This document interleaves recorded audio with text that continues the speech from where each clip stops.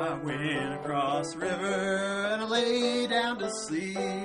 Went across the river and lay down to sleep. I went across the river and I lay down to sleep. When I woke up, I had shackles on my feet.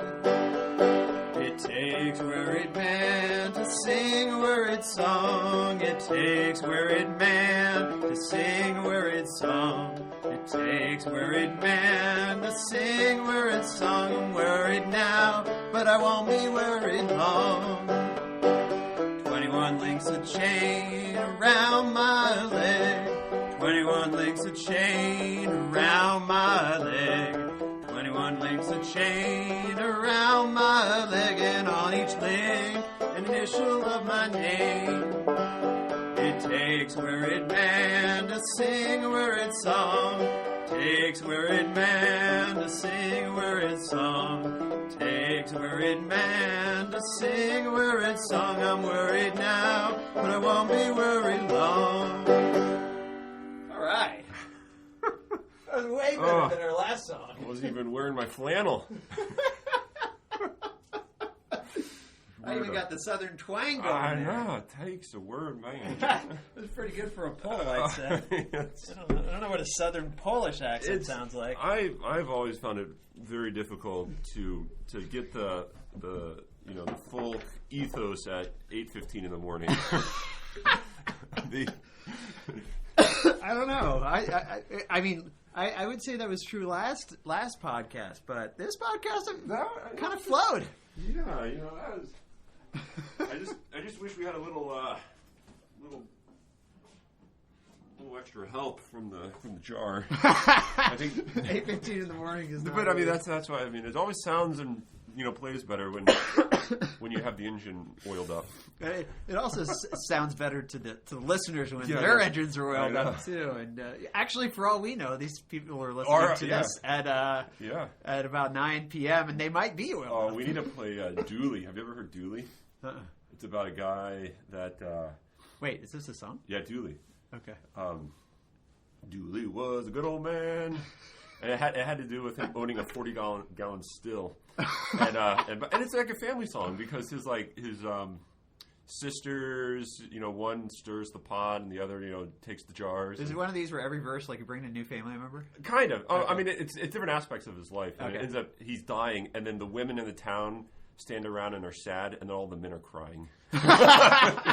It's great. It's like the opposite. And I'm sure dying and crying are at the end of a couplet, right? Yeah. So, oh man, yeah, it's a good song. We should do that one. Dooley.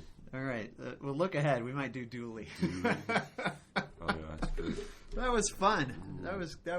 I feel much better after that. I feel like I can plow into Gregory now with confidence.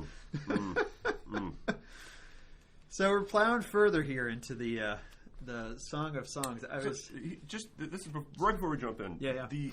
Were the psalms supposed to be sung with like an instrument, like the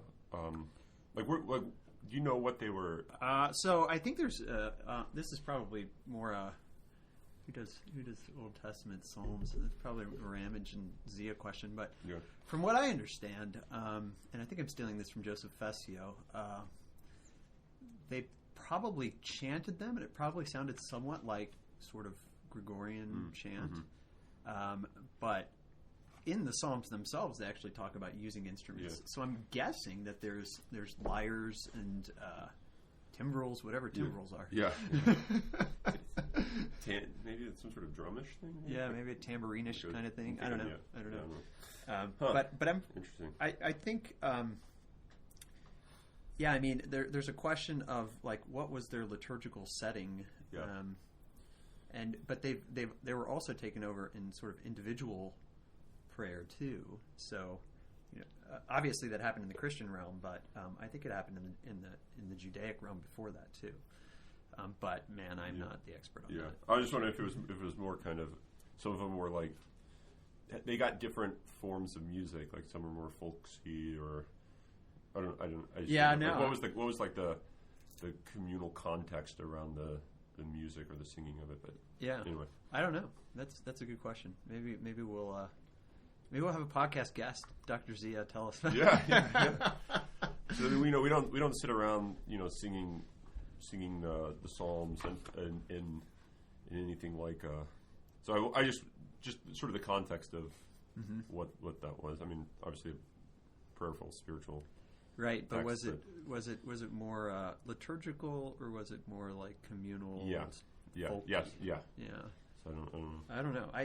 I've always thought it was liturgical, but that just might be my sort of reading back into Judaism through monastic. Yeah. And I mean, hours, just because the last 4 Psalms are all they're like the lauds, and so you get all this like, I mean, it ends with this real, almost quasi like hoedown sort of. I mean, get all the stuff out, guys. Yeah. Now's the time to. The grand finale. Yeah. Call out all the instruments. Yeah, get them all out. Take your last cymbals. break. We got to be clashing cymbals here.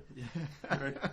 I don't know. That was just. That is kind of how jam sessions work, though. Right? Yeah. I mean, they do end like that. Yeah, right? and it's and everyone comes in and. Yeah, and it's like I don't care if all you can do is the tambourine. Jump in. As the dad from the Darlings from Andy Griffith says, just jump in and hang on.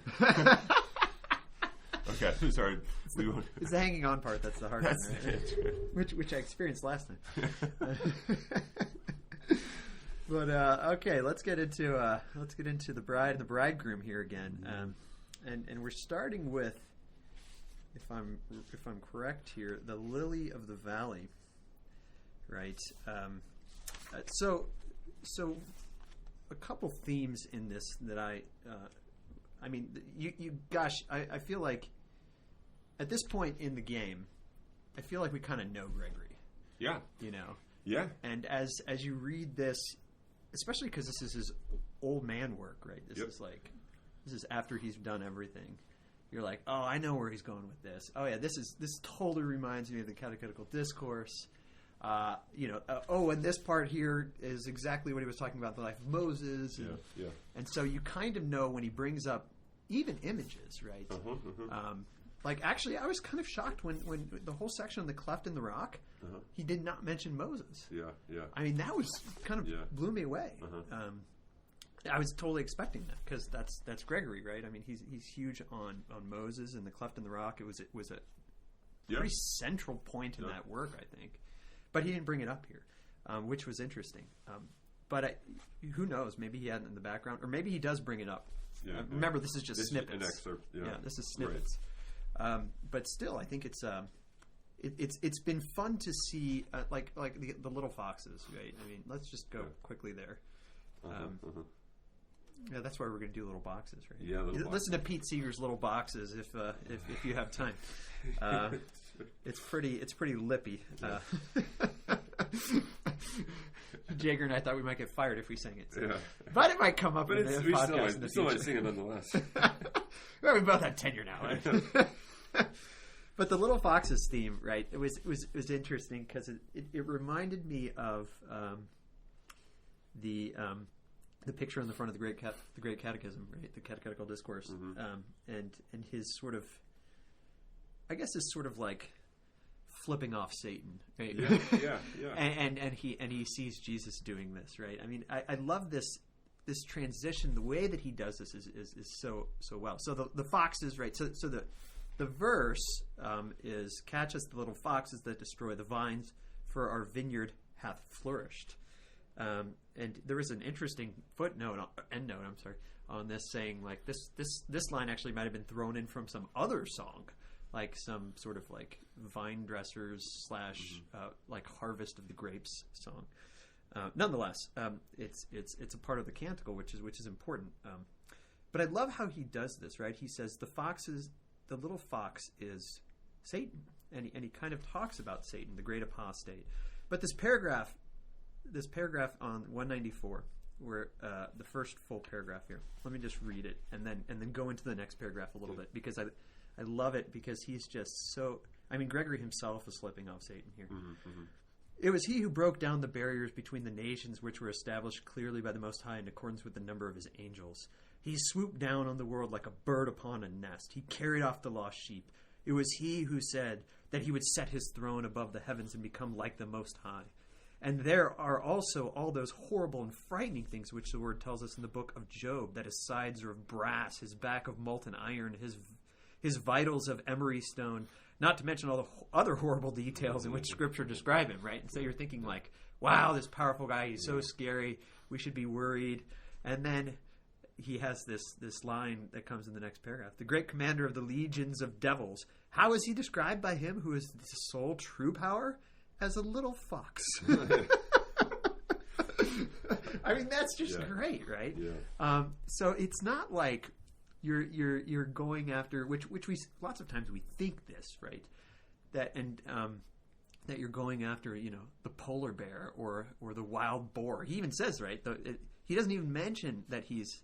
This is the next page, 195. For he does not say, hunt the boar of the forest that ravages God's vine, nor the solitary wild boar, nor the roaring lion, nor the great whale, nor the sea serpent. All these like worthy words that might be for like an adversary that was formidable. Instead, he says, all these are but little foxes, pitiful and miserable when compared with. And now he says, not him who is sole true power, but with our strength, right?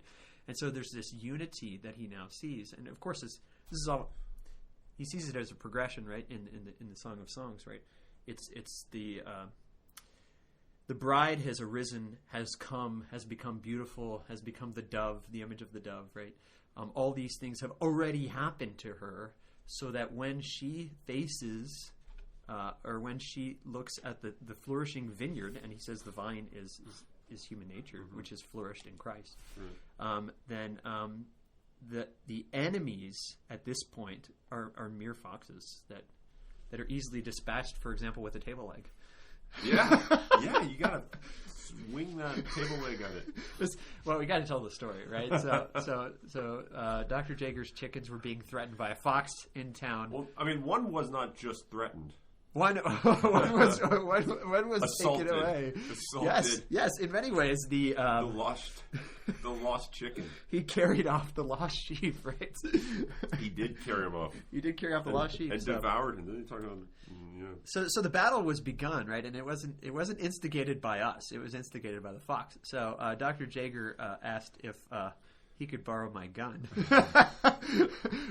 which I was fine with, but our wives were not fine with. And so the guns had to be put away, and they weren't allowed to be brought out. So too many kids playing around. You don't want to mistake a kid or a fox for a kid for a fox, right? Yeah.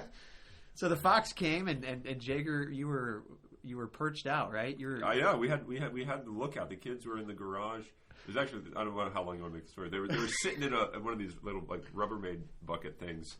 Like a big, like, they were hiding storage. In the bucket. The kids were hiding in this like big Rubbermaid storage bucket with coats on them, and they were just sitting there waiting. And they were doing their silent reading for the day in there. It was nice and quiet and comfortable.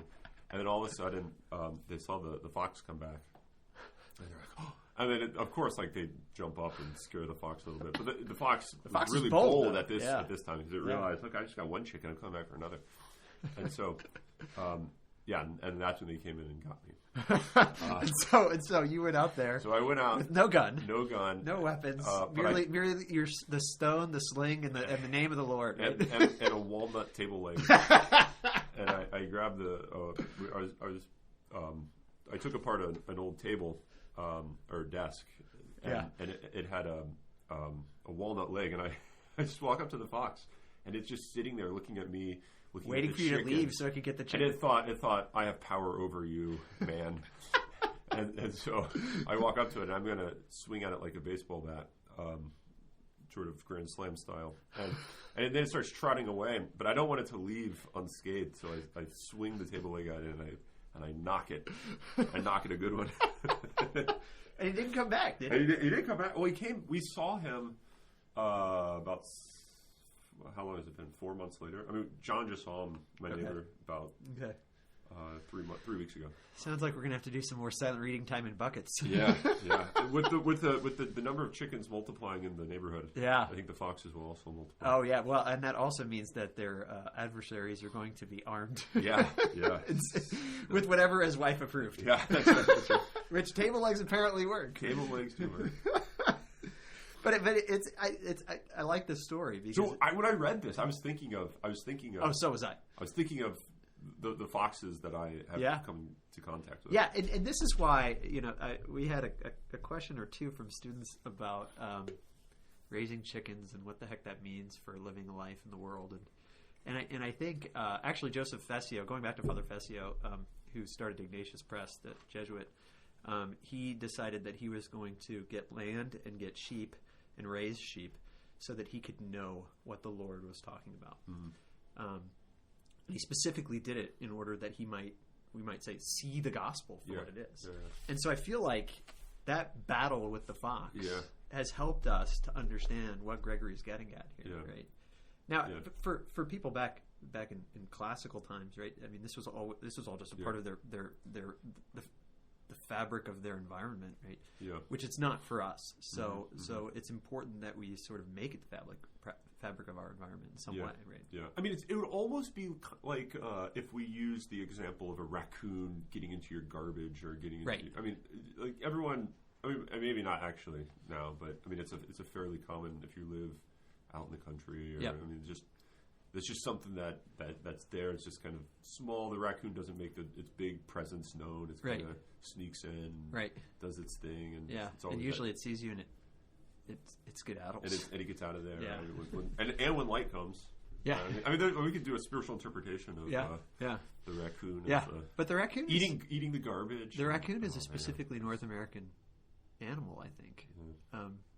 Going back to Pocahontas.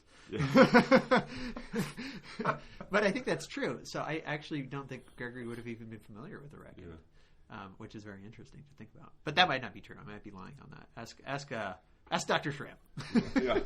But it's also, I mean, I don't know.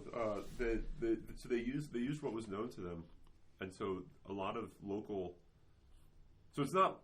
I would imagine the writers of Scripture thought about using, imagery that the readers would be aware of. Right. But what was the readership, so to speak, quote unquote? It wasn't, Americans in the 2020. Right. Right. So I don't know. It's this interesting. It was a hugely agrarian society, right? Yeah. And so this kind of imagery, when we think about it, we sort of, I think, as we read it, we think that's quaint, right? And it's cute. And it's a cool way to think about it, but it's sort of like, and we almost think that like nature imagery is just, sort of like, if somebody was doing it today, they'd be trying to be like ancient people. Yeah. Because it's not something that it's a fabric of our life. But that wasn't them. They weren't trying to be cool. Yeah. They were just trying to be relevant. Yeah. Hip. Yeah. Gregory of Nyssa, the hipster. The hipster. Anyway, we should stop talking about. We always descend into sort of like talking about living in the world today, which is really important actually. But we should talk about what he has to say. So, but I think this idea of Satan, and in the middle of this section, actually, he starts talking about fishing again, right? Which I thought was really interesting. And he brings up, and if maybe you didn't pick up on this, maybe you don't remember this from the gospel, but so he talks about he gives the spiritual interpretation of this, right? He says that maybe the apostles are the ones who go and hunt the beasts, for they could not. This is 195, about a third of the way down. They could not undertake their fishing of men by snaring the souls of the elect in the net of their sacred message, if they had not first cast out of those beasts those little foxes from their lairs. That is, the hearts of men, in which they were hiding, right? So this catching little foxes has to do with sort of probably Gregory's going to say something like a passion or an attachment to the world in a false way, right? And so they have to like chase them out. And then the next line was I thought fascinating. Thus they could make a place for the Son of God, a place whereon to lay his head, once the tribe of foxes cease to make their dens in men's hearts, right? So that's that line that he's alluding to, which actually Danilou doesn't give us the actual reference here, but the line is, foxes have dens and birds have nests, but the Son of Man has nowhere to lay his head. Yeah. And Gregory basically says, we're talking about the human heart here, right? Mm-hmm. The foxes and the birds are in your heart, and you have to eradicate them in order to make space for him. So when I was reading this, I was thinking this is in sort of nice imagery that the idea of the Christian virtue of virginity, I guess. I mean, if you want to call it Yep. a virtue for Nyssa, of the sort of the philosophical uprooting or weaning out, drawing out the evil passions, so that you can have the openness for like a receptivity. And it seems like that's what virginity for Nyssa is about. It's sort of this purification Yep. for the sake of And it kind of goes to this a reception. this idea of I don't remember if it was in this section or in the section before this, where he talks about it's right. It's in the previous section that we read, page 170, the mirror of the soul, which of course we saw all this happening as well in the Catechetical Discourse. Was it? Yeah. So this is the paragraph about halfway down there. Virtue and vice are directly opposed, hence they cannot both be present together at the same time. If one rejects temperance, he must necessarily fall into a life of incontinence. And going on further, he says, for it is clear that with things that are essentially contradictory, the absence of the one implies the establishment in existence of the other. It is thus of the very nature of our free will to be able to take on the form of whatever it desires. Right? This was actually fascinating, this idea of, and we can get into this now, actually, with the winter. Yeah, and it does come back in this section. Yeah, no, that's what I'm talking about. The winter, right? Yeah. Spring and the winter, and he talks. This part was beautiful, I thought. This is starting on page 183. And gosh, I mean, I can't read anything like this and not think about C.S. Lewis's line, "The Witch in the Wardrobe." I was gonna. Look what I wrote in the margin. C.S. Lewis. I was thinking this. I mean, he has to. I mean, this is probably not the first Christian, interpretation of spring and winter, and right. So, but Lewis is definitely drawing on this. Always always winter, but never Christmas. Yeah. And then the thaw comes when he comes, right? And this is exactly how he puts it here. I mean, he talks about the beauty of the springtime, right? And but this is where he goes back into this mirror idea of man, which I found really interesting. Let me read a little bit of this. 184. He talks about sort of the picture of spring, and then he says, now let me give you like the real, what this really means. In the days of old, the human race grew cold with the chill of idolatry, and man's changeable nature, which he thinks is good, right? Yeah, Gregory loves the change, right? Yeah. That's what we are. And so, and I think this is fascinating because Gregory, in some sense, is departing from the tradition of the ancient Greeks in saying that change is for man good. Yeah. Right? He's not moving towards immobility, although he does talk about this is mobile immobility. Yeah.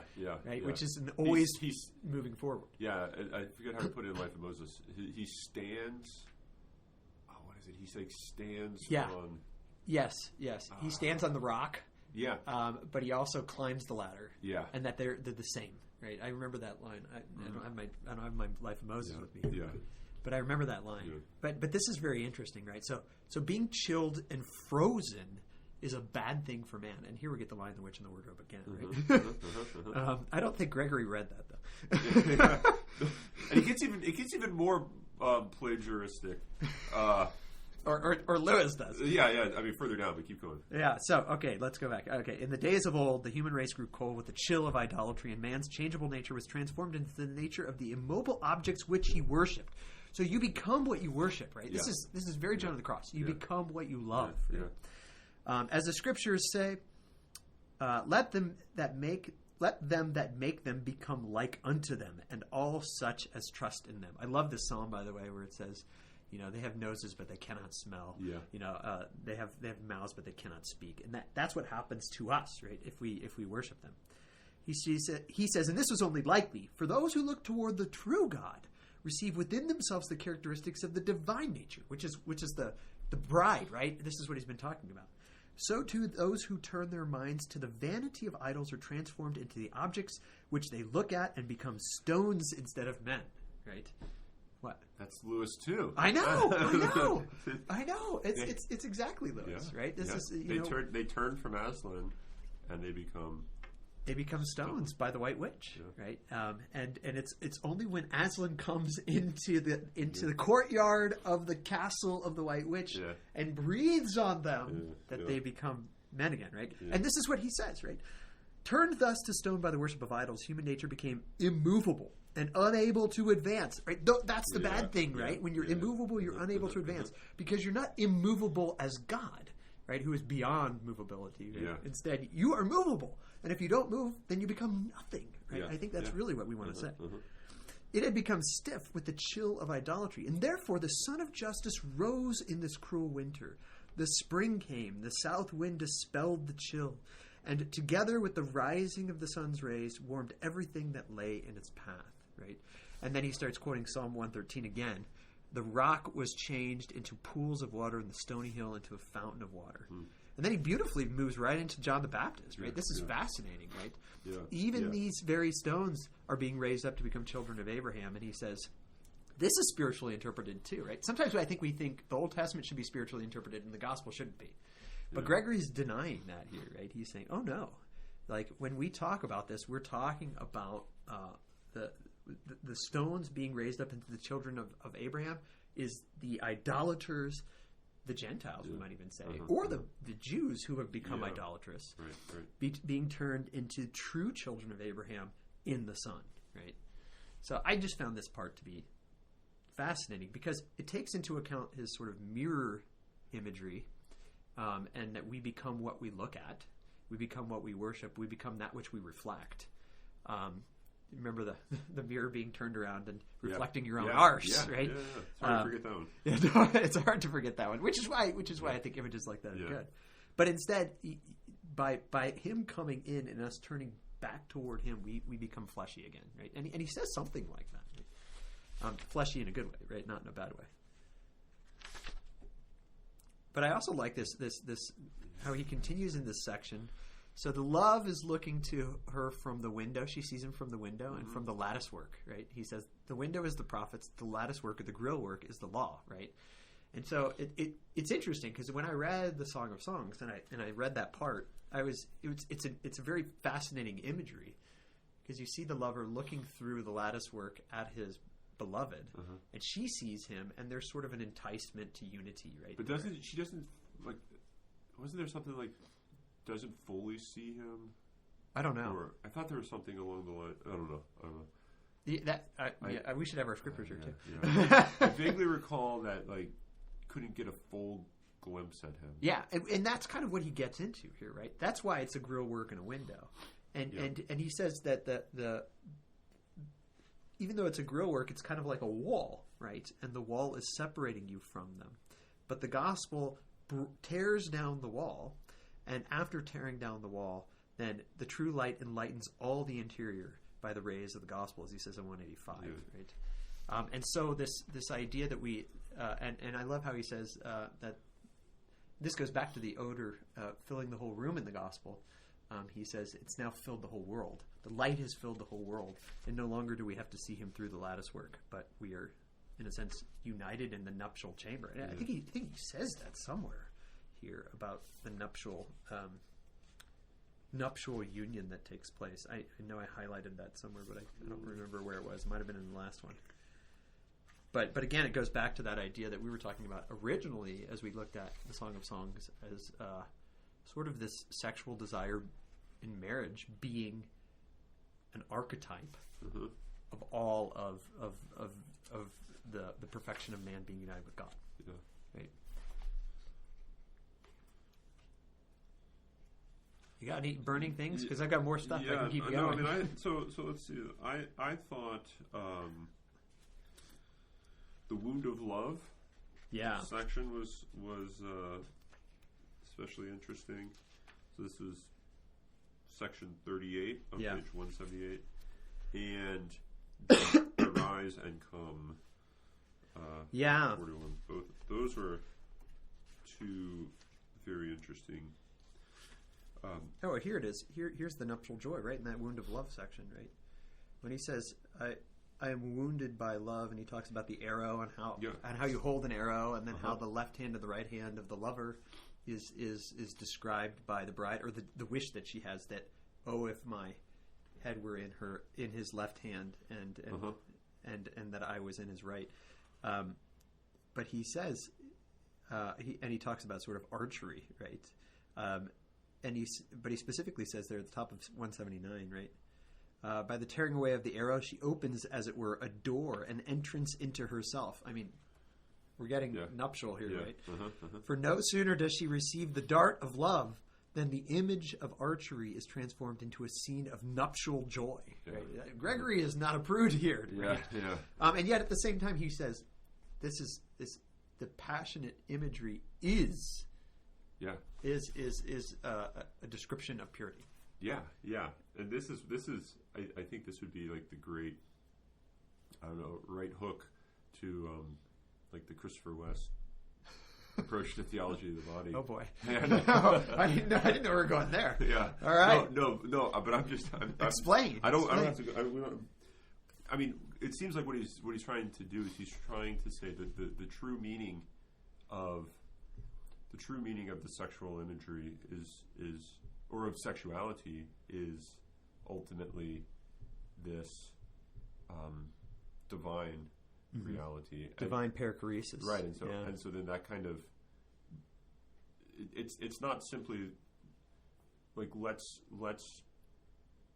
simply think of God in sexual terms, but it's more let's think of sex in divine terms. Yeah. You know, you just basically put in a nutshell Schindler's critique. Of West.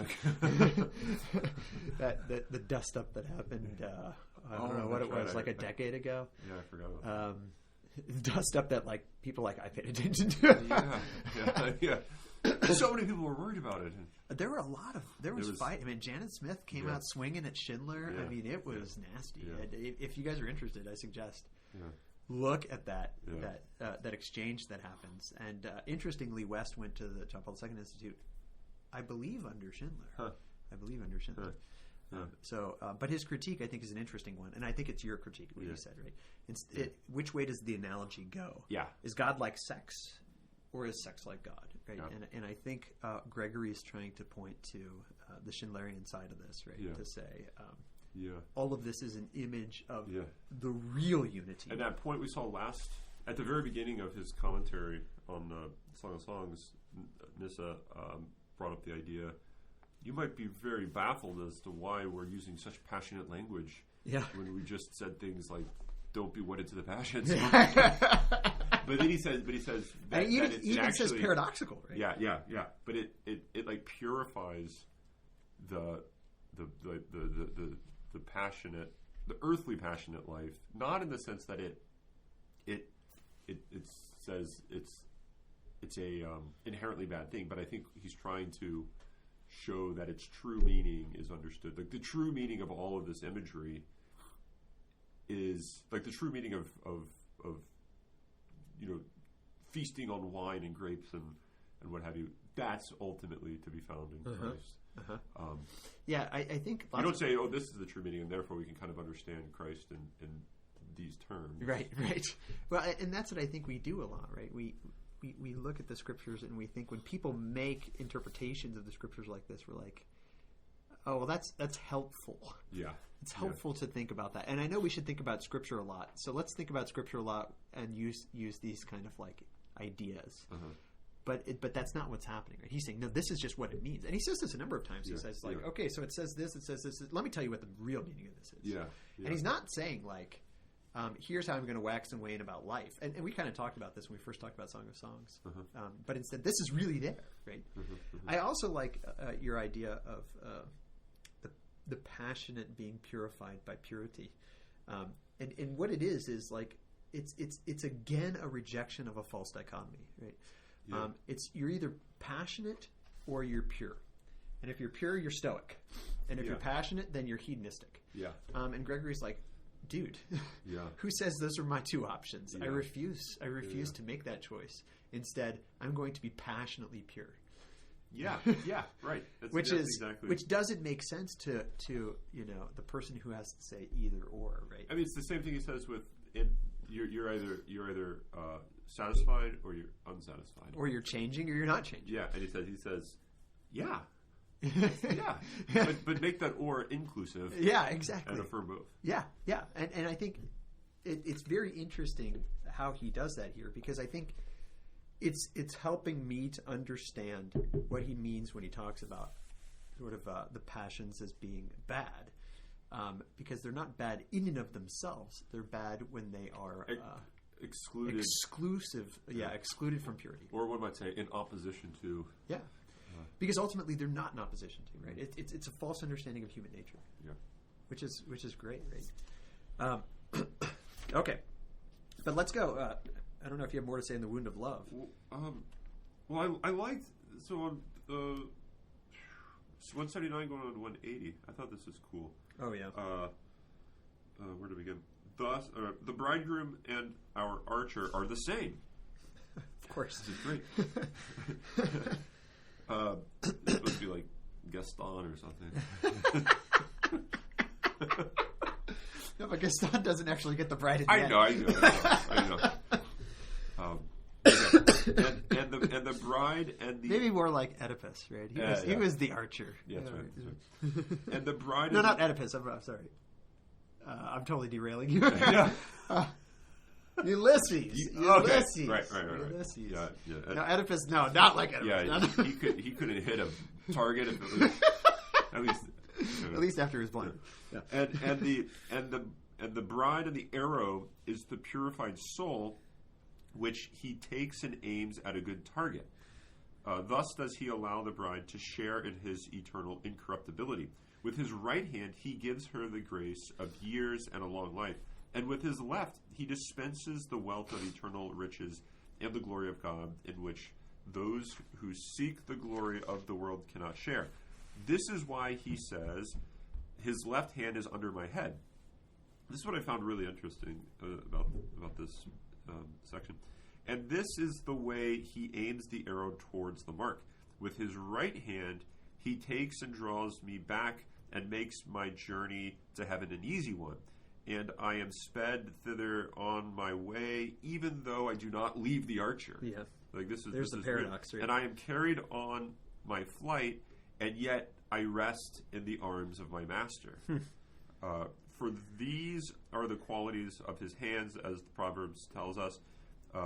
In wisdom's right hand is length of days and years of life, and in her left hand riches and glory.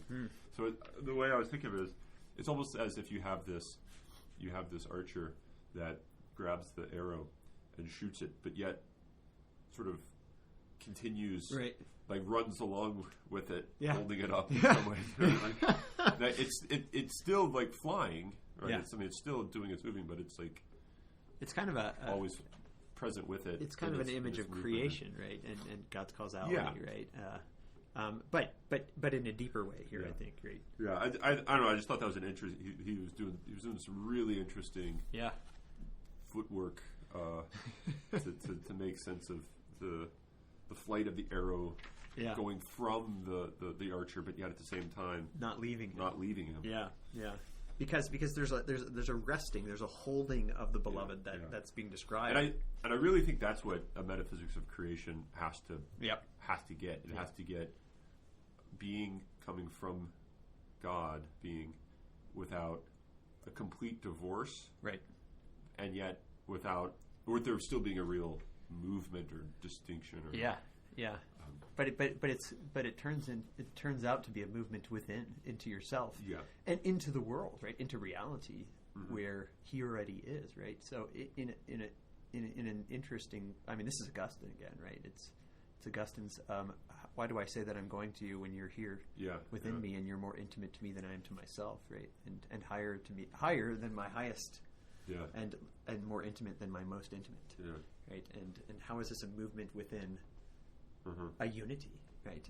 Which a unity that has to be, right? We have to participate in being in order to be, right? Whatever participate means, of course. which more and more is making me think beauty. That's what beauty is. But let's go to I love the winter is now past. That just I almost think Lewis quoted that. Yeah, no, I mean, he might have. He's just stealing that if directly from the song. If of I Songs. could go back to the C.S. Lewis library, I would look to see if he had Gregory of Nyssa in his library, or if he had notes in his Bible on the Song of Songs, Yeah, or if he yeah. had notes in his own writing of the Narnia books, Narnia, yeah. pointing to Nyssa or the Song of Songs, Yeah. or maybe Origin for that matter. Yeah. Who knows, right? Yeah. I don't 'Cause know. this, I mean, I imagine this is like I said earlier, a theme, Yeah, a patristic theme. Yeah. Spring, coming to life, Right. resurrection. and we have to remember that Gregory is writing a commentary on the Song of Songs. His homilies on the Song of Songs are commentary based on a commentary that was already written by Origen. Right? Yeah, yeah. And so I kind of wish that I had read that first to see where Gregory's going with Origen, where he's departing from Origen, Right. what he's getting from Origen, and yet what's Yeah. original to him. Because a lot of this stuff, I think, wow, this is really good, but it could have been Origen that first Yeah. said that. Right. Not to disparage Gregory. Obviously, Yeah. he sees goodness when he sees it. Yeah. Right? 'Cause Or otherwise he you'd be knows like- goodness when Otherwise, he you'd sees be like, "What? Would you call me a new theologian?" it. Yeah, exactly. Of course, I'm saying what Origen said. Yeah. Otherwise, it's nouvelle théologie. We don't want that. But let's go to. Before we get to, what did you want to talk about next? I like the Arise and Come. Yeah. Which page is that? That is. Oh yeah, here it is. 186. 186. Right? Yeah. Yeah, and this actually leads right into the next theme of From Dove to Dove, which I want to get to Yeah. too. Okay, so I like how he starts this, or at least this section of it that is given to us by Danilou, with the healing of the paralytic by Christ. Right, he says to him, "Arise and walk." Right, he doesn't just say, "Arise," but he says, "Walk." Right, and so he's gonna. Of course, this is gonna follow that epictasis, right? That Philippians 3:13, which is as we've seen, not only here, and Danilou points out this is an obsession of his, but we already know this, right, from the other stuff that we've been reading, and so the arise is the thing that most people concentrate on, right?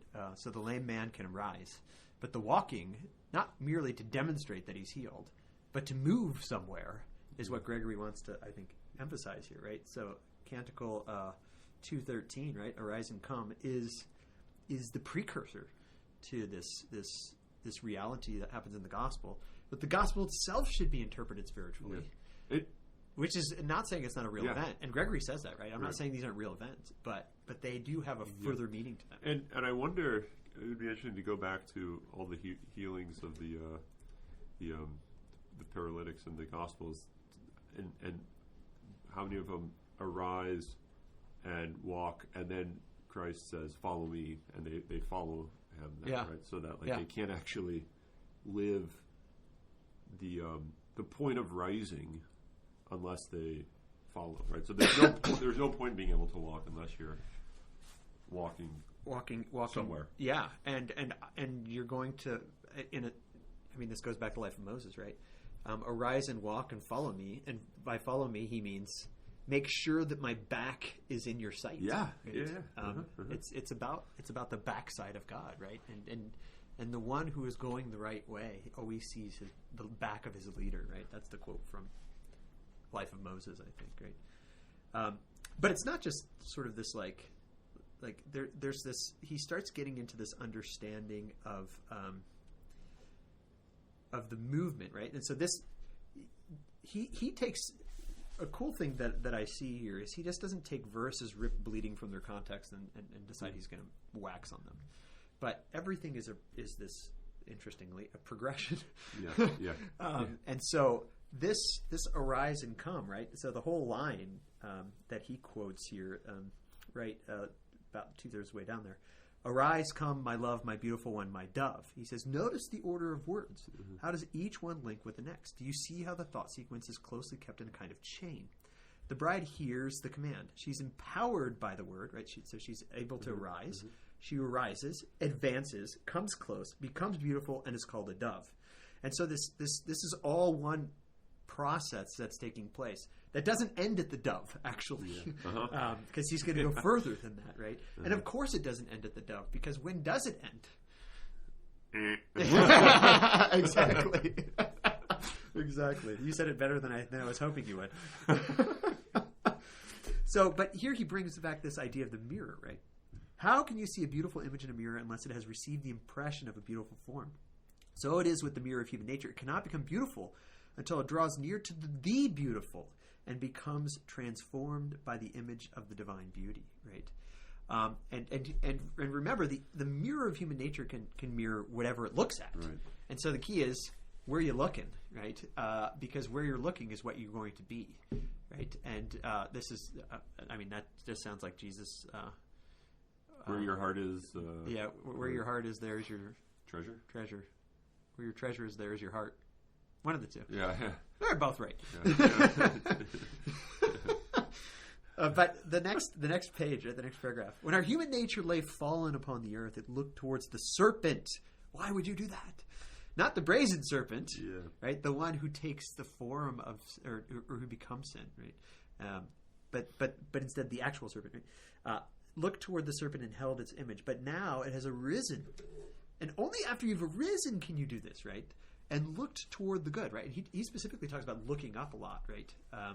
And remember all the way back in Eunomius, I think it was Eunomius, where he said, man has... It was the whole idea of hands and rationality. Yeah. Was that Eunomius or is that Catechetical Discourse? I think it was... Oh, that's a good one. Well, whatever it was. Yeah. You remember this, right?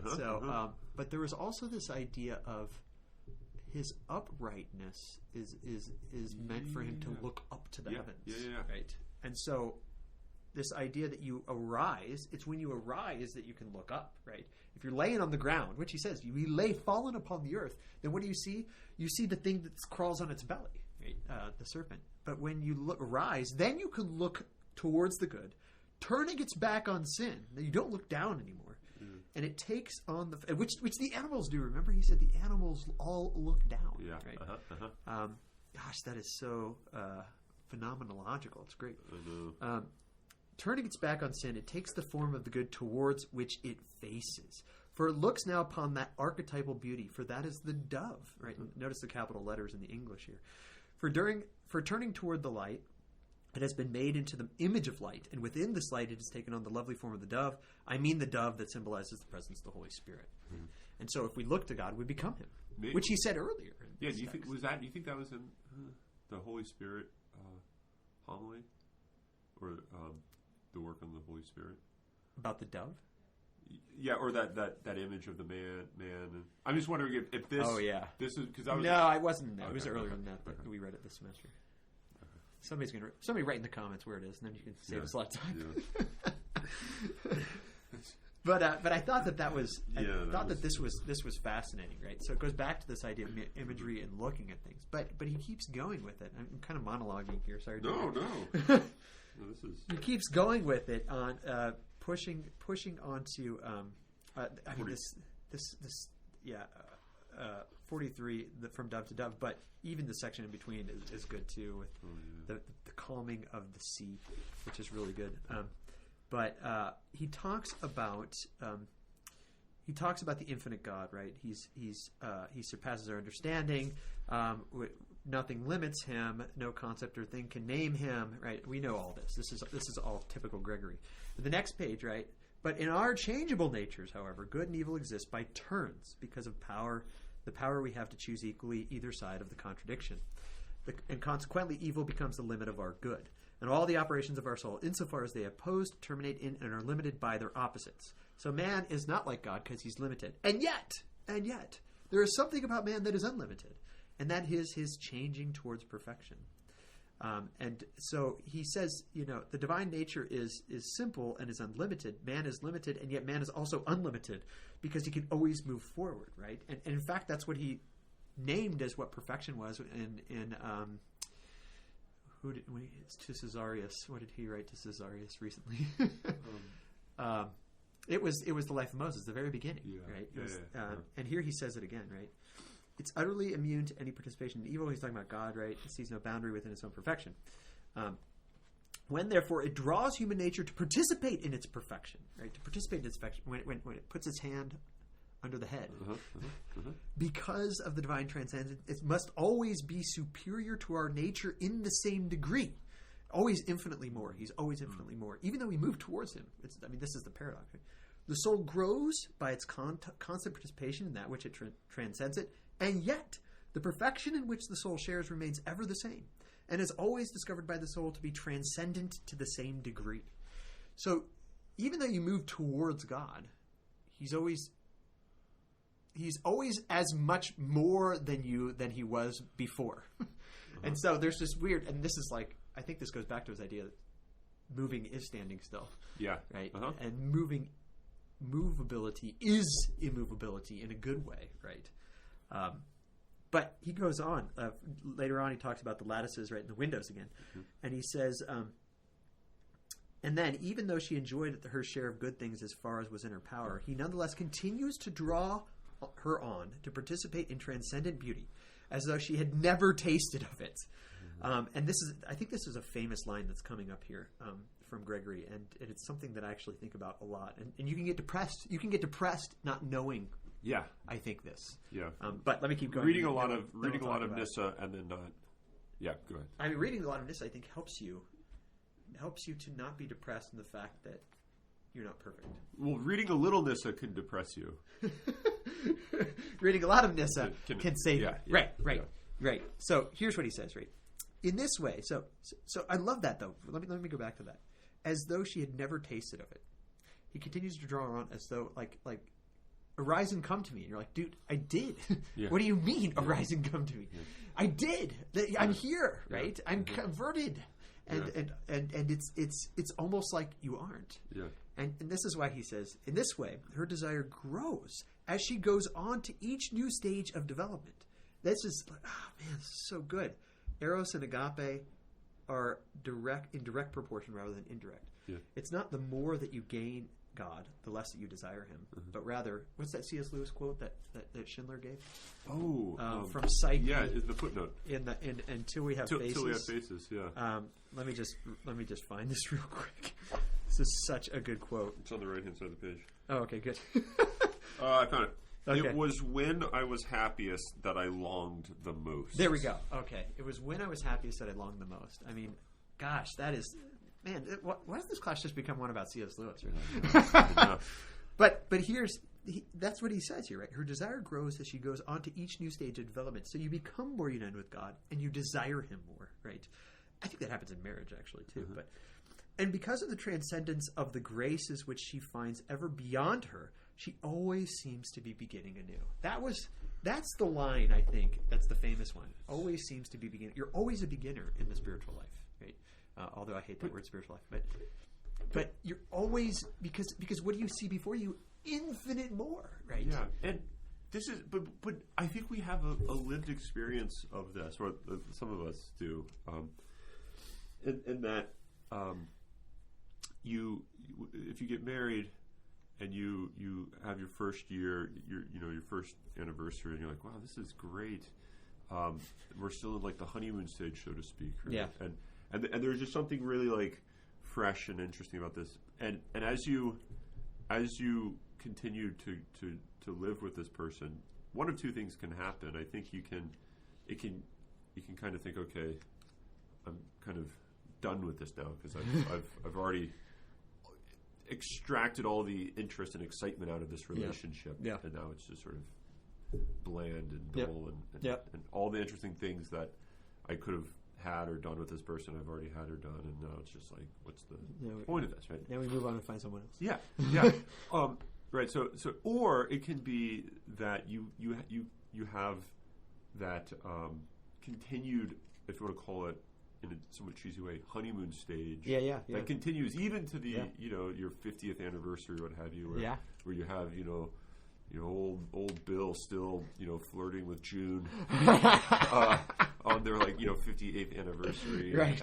And about these inside jokes from when they were younger. I mean, there's something real, like fresh, young, new, right, it's sort of like the beginning stages of a relationship still being able to be experienced and participated in all the more because of the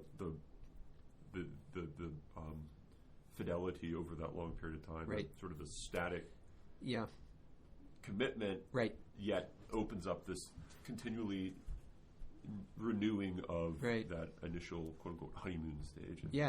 There's an ever new. I mean, that's the words of Scripture, right? Ever new, right? Yeah. There's an ever newness to God, just like there's an ever newness to every mystery, right? And so instead of looking at the mystery in a depressing way, you look at the mystery in an exciting way, right? I mean, it's like mystery is the only great adventure. It seems to be. It's like you wake up and you're like, oh shoot, I don't know my spouse completely. This is horrible. Yeah. Actually, as you get to know your spouse better and better, you realize there's more facets that you've never explored. Yeah. And it's exciting. Yeah. And you realize, what the hell was I thinking when I was 24 and I jumped into this? I didn't know this person at all. Yeah. Yeah. Whereas you thought that was like the moment of great unity there. Yeah. Because you were excited and fresh. But I think it gets the deeper that the mystery becomes, the more exciting and fresh it becomes. Which goes back to the C.S. Lewis quote, right? I was happiest when I was happiest, I longed most. Yeah. Right. Yeah. And then I think that's why he then goes on in the next paragraph, top of this paragraph's killer. For this reason, the word says once again. So again, he says to his awakened bride. Yeah, to his awakened. He already woke her up. Yeah. Arise, and when she has come, that is, when she's already come, he says, come. Yeah. For he who is rising can always rise.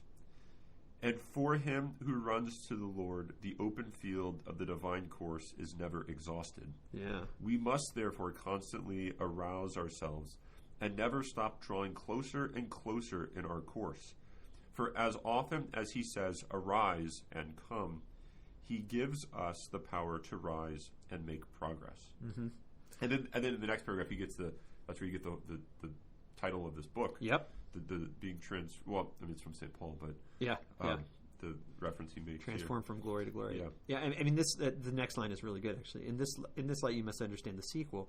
In bidding the bride to become beautiful, even though she is beautiful, he reminds us of the words of the apostles, who bids the same image to be transformed from glory to glory. Yeah. And I think it's this idea of moving towards perfection more and more. I mean, again, this is one of the reasons I went to teach this class in the first place, was to understand this. And it's always been, ever since I read The Life of Moses way back when, it's been something that I've thought about. And I couldn't reconcile the immovability of God, the transcendence of God, and that not being the perfection of man. But Gregory has really, I think, cleared it up for me a lot. And it was because I was making a choice, right? Immovability or movability. Which one do you want? And I would always go for immovability, like the ancient Greeks did. Yeah. Whereas Gregory's like, it's not a choice you have to make. In fact, it's not a choice you should make. Right. Because constant movability is immovability for the creature. Yeah. Which I think is just awesome. So I think this is why sometimes you can look at your life and say, "Gosh, I am still beginning." I think it actually makes sense of things like Francis of Assisi and Paul when they say things like, I mean, you read this in their writings, right? "I am the worst of all the sinners of the world," right? And when Dostoevsky, of course. Both his characters and himself. Exactly, yeah. But I remember reading those things and thinking to myself, either they're lying or they completely don't understand themselves. Meaning, like, I know Francis better than Francis knows himself. He doesn't even know himself. What an idiot. And I remember thinking, like, do I have to be like a liar to be really holy? But that's not what's happening here. It's because when you look at what's before you, as he says, we always believe it to be less than we hope for, right?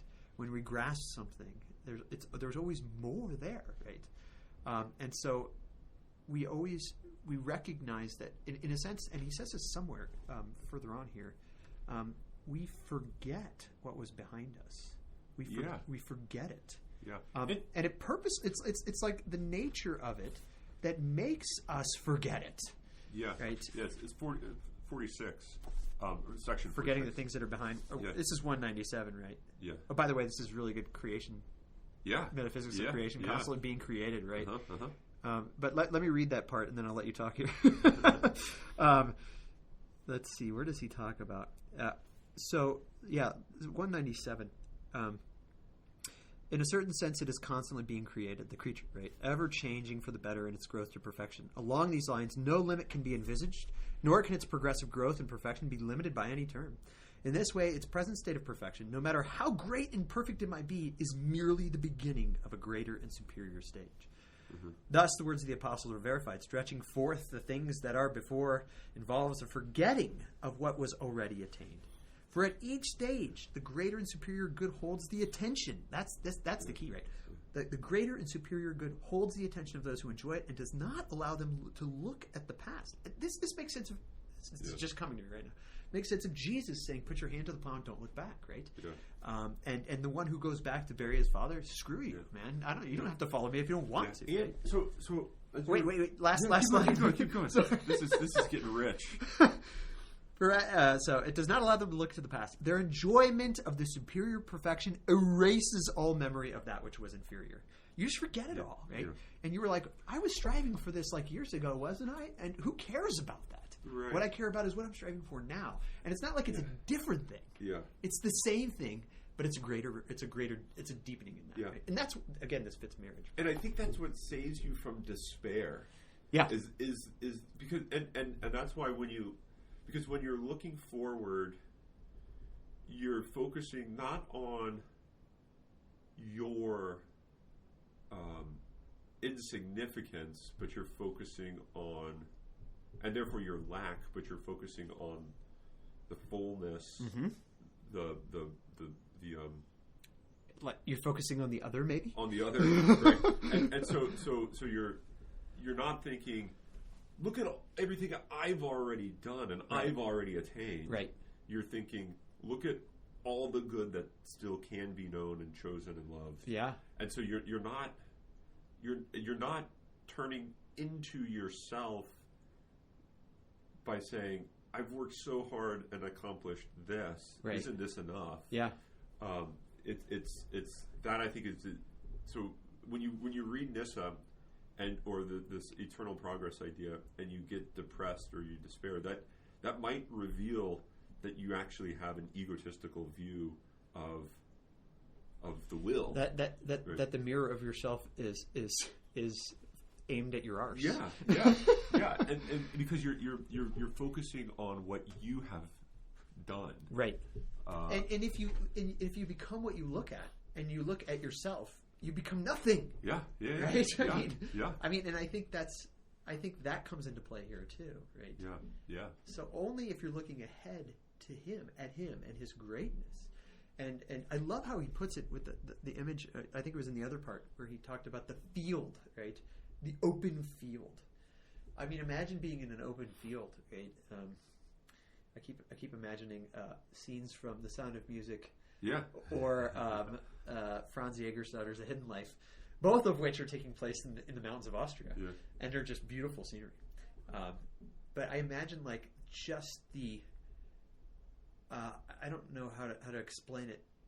The sort of exuberant, open joy that your heart just automatically moves towards this openness, and it makes you want to run.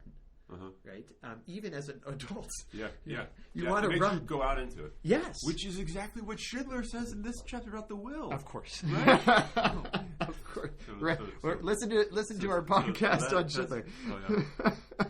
That's what he says. The will is the gift of oneself to the other. Yeah. Right? So you're choosing. It's not taking things in, but it's moving into you moving into those things, giving yourself in an ontological way. Yeah. And that's why, again, going back to this idea of the imagery of the nuptial joy, is it's not that it's that this is all an image of him and moving into him, and perichoresis. Right? I mean, it's all about this circumcessio, even Yeah, perichoresis and circumcessio don't say it enough because they sound like you're going around, but really Yeah. into, Yeah. right? Into. And again, it's C.S. Lewis saying, "I want to go into the sunset." It's kind of like spiraling, but you're closing in Yeah. on the center, so you're always sort of moving into Yeah, the center of the circle, but you can always move closer and closer to the center. yeah, yeah. But it's not depressing. It's only depressing when you look at yourself and say, "I've come so far, and yet I'm so far away." Yeah. But why the hell are you looking at yourself? Because to do that would be to turn away from what you're moving towards. Yeah, Right? it'd be to be laying on the ground and staring at a circuit. Yeah. So, It's not good. so don't do that, guys. No. Okay. I don't know how to end our podcast. I don't know. I don't know. Yeah. But yeah, I think that this has been a really helpful conversation. It's Actually. been great. So why don't you play some little boxes? Can you bring that up? Little box. Get some little boxes. Maybe one of these days we'll be singing this on the podcast. I think just to show you how much I like little boxes, I actually downloaded it illegally.